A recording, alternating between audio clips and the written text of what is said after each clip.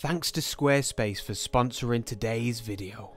Good morning everyone and welcome to today's video where I want to explore a perspective that I feel is all too often overlooked when we're guiding beginners through their photography journey. I'd love you to join me as we explore the significance of this mindset. So good morning ladies and gents and welcome to the beautiful mountains of Madeira. I'm really excited for this hike. Oh, look at this trail. Look at this trail that I'm currently walking on. Absolute madness, and you can see just there, hopefully, we're starting to get the first few bits and bobs of light. I'm feeling really good. If you watched last week's video, I pretty much had a breakdown. I feel like I was being a bit too hard on myself and I wasn't giving myself time to settle in to Madeira, you know. But it sort of ties in a little bit with what I wanted to talk about in today's video. I think it's something that beginner photographers should avoid doing, and I think you're going to find it quite interesting. But this so far, I mean, absolute Jurassic Park all over the gaff here. Look at this. Unreal, man.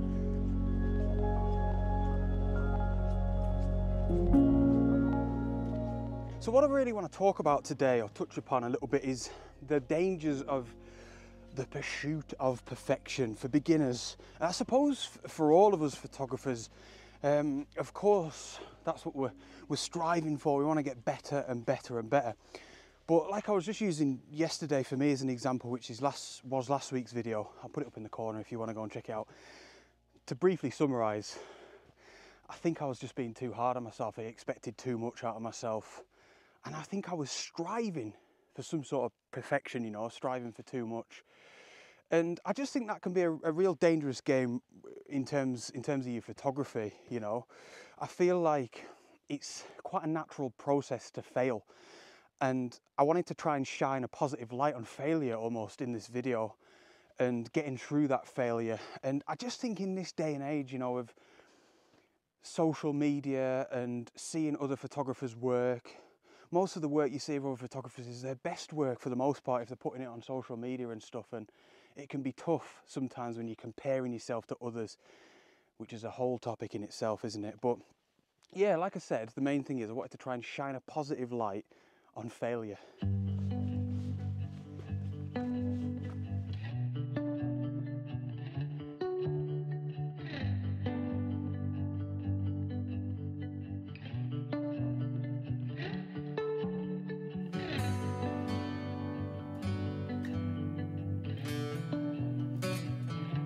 Oh, this is incredible. This is amazing. I tell you what, I've got no problems having an emotional connection to this landscape.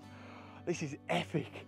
So let's move on a little bit and I'll have a chat about today's adventure. I just want to talk you through it briefly in case any of you want to come here and do it as well, because I mean, so far it's already exceeded my expectations.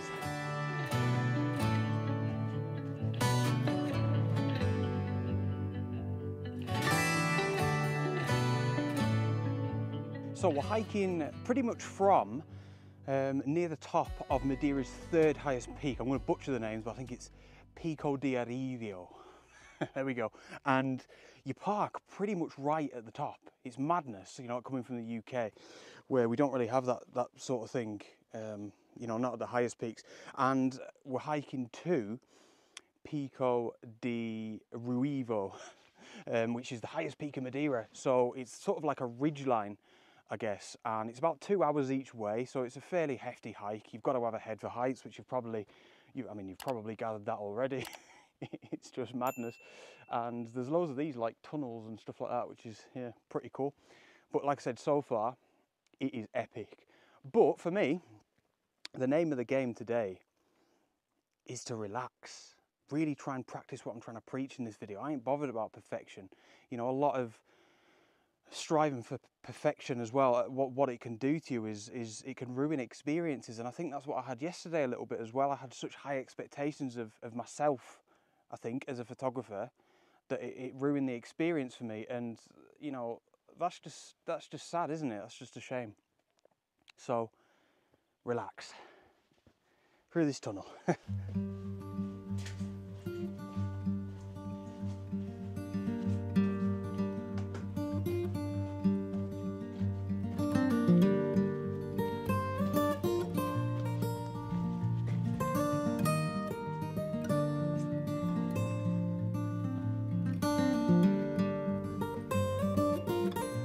So I'm just grabbing a quick image here with the wide angle lens. I just love some of these plants just because it's so different from what we've got back in Britain.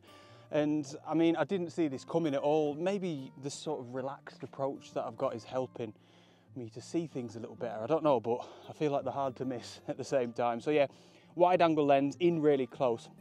And we've just got a wonderful background vista here as the sun is, I mean, the light's fairly harsh, but it's not long since it just started hitting the tops of some of these peaks. But it's nice, it's a nice strip of light, and of course, just an incredible vista. So yeah, the idea really is, as it so often is with the wide angle lens, is just to try and place an element simply down in the foreground that's got a good bit of interest in it. So I'm just focus stacking this image as well. I'm just going into the menu and doing it, you know, using the automated setting, just because like the foliage down here, the plants are so close to my lens, like really, really close. Some of these leaves, we're talking about 10 inches or something.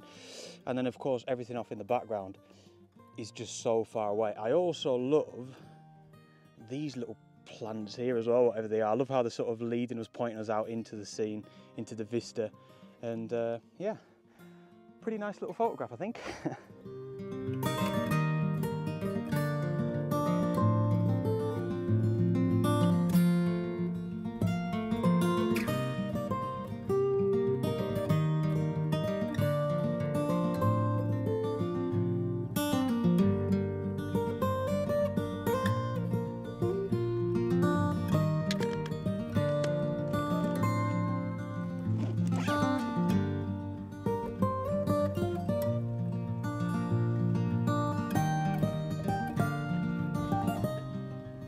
Wow, look at all these trees. I don't know if they're dead or what. What's going on? Look at them, they're amazing.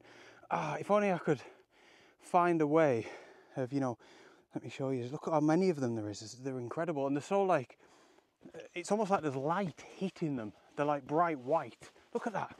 They're amazing. So maybe with this one, actually, I was just going to say, hopefully I can find one that I can use as a little bit of foreground, because look, it's pointing us off into the vistas. I think this one perhaps is a little bit too messy, but something to keep my eye out on. So when I was reading about this hike, it was saying, although you kind of drive up to that third highest peak, like I was saying, which I'll put it up on the screen, I probably already have, but I want to say it was like 1,600 meters or something. To get to the highest peak, there's a lot of ups and downs, and I think it said there's still 500 meters worth of ascent, but I didn't know it was going to be like this. Which it hasn't been all the way, to be fair, but I thought I should mention it as a bit of a warning if you're going to come here. It's proper steep. There's loads of areas with steps, as you've just seen, and a lot of this sort of stuff, for me anyway, with my big heavy bag and my lack of fitness, dragging myself up like that, you know. But it's all good fun, and the views are immense.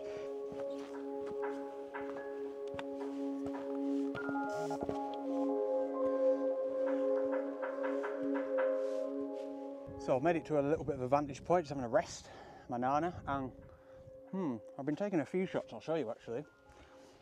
Just out, I mean, it doesn't look much now, but right there, you can see, look at the layers and the mist in between all those peaks, those ridges. And you can tell even from there, look, it looks black and white. So I put the camera into monochrome mode, just handheld, aperture priority. It's bright enough now, I probably won't need to use the tripod for the rest of the day. And yeah, I really like this shot because I think it's something that I've developed, I don't know how long, maybe over the past 2 or 3 years. Something a little bit more, I suppose, it's like a bit of like a mountain portrait shot, isn't it? Intimate, tiny bit abstract, I suppose. And it's just nice to use something other than the wide angle lens out on the, I was going to say the fells then. This is absolutely not the fells, out in the mountains. So yeah, I hope you like it.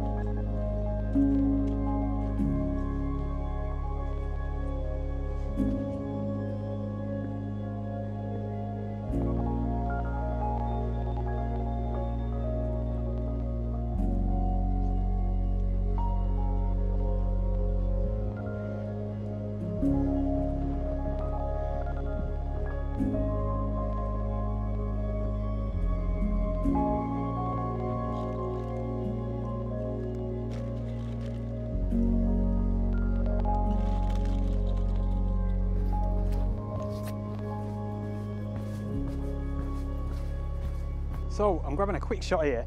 It's got really busy on the trail. That's why I set up early.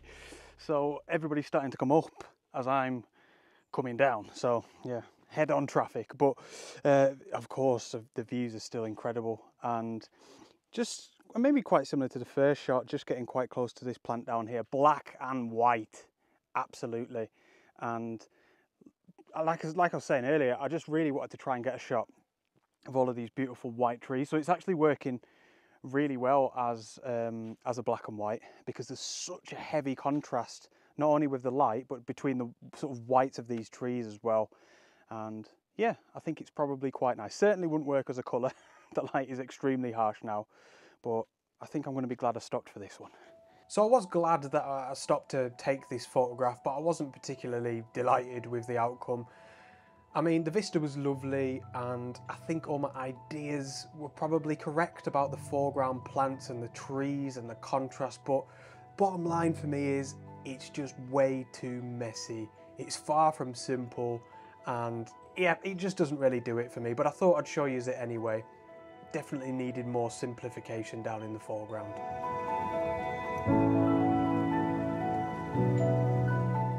Now, look at this now.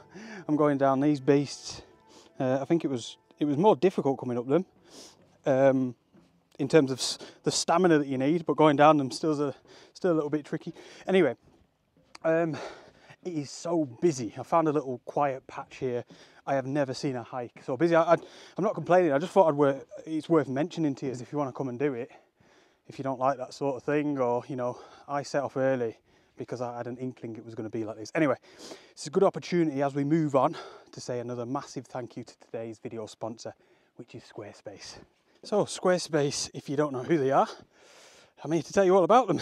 They're an all-in-one platform that you can use to build your own website. And straight off the bat, I always want to say this, it's very easy. Don't be scared by the prospect. So if you've got a dream perhaps to build your own website, in 2024, we're into the new year now, I highly, highly recommend Squarespace. For starters, they've got loads of professional, wonderful looking templates that you can use.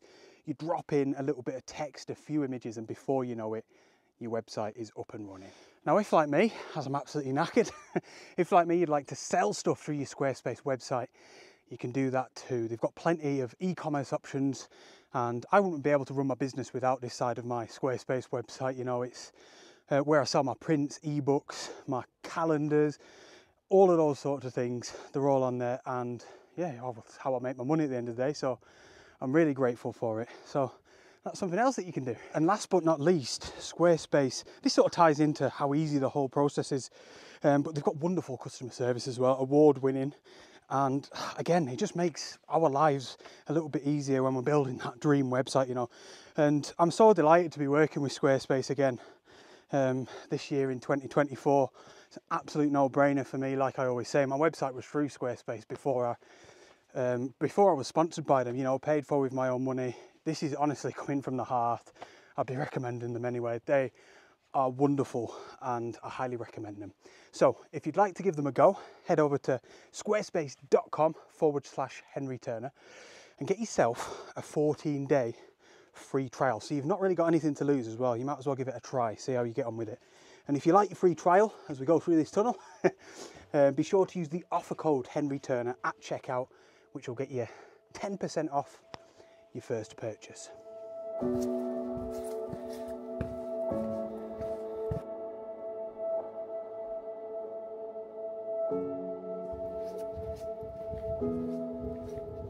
Oh, oh my gosh, I'm shattered. We're back to the car, as you can see. And that was epic, first and foremost. I really enjoyed that. Going back to what I was talking about in this video, really, I think it was good. You know, in last week's video, I think I was really striving, like pushing myself without realizing it, you know, to try and get good photographs. Probably trying to force myself to enjoy it in a weird little way as well. Whereas this time it was like, I didn't care about the photography half as much. It was all about just trying to relax and allow myself to enjoy the experience, and just ultimately, yeah, just certainly not trying to strive for any perfection or anything like that. And it certainly helps. Now, don't leave just yet, because I grabbed 1 or 2 photographs really, I think, as we just have this incredible amount of cloud moving in at one side of all of the mountains, and it was just creating loads of small photographs as a lot of the peaks were sort of sticking up through all of the clouds. Oh, it was incredible. So I was just using the long lens, zooming in and out, trying out different focal lengths and stuff. You know how it is. And I reckon, of course you never know, but I think they might be my favorite images of the day, or maybe even the entire trip. But I'll put them up just now at the end. And I really hope you enjoyed today's adventure. Madeira, thank you so much. It's been wonderful. Overall, I've enjoyed this thoroughly, and hope you have enjoyed the videos. Thanks for joining me, and yeah, I shall see you on the next adventure, and I hope you like these last images. From Madeira, out.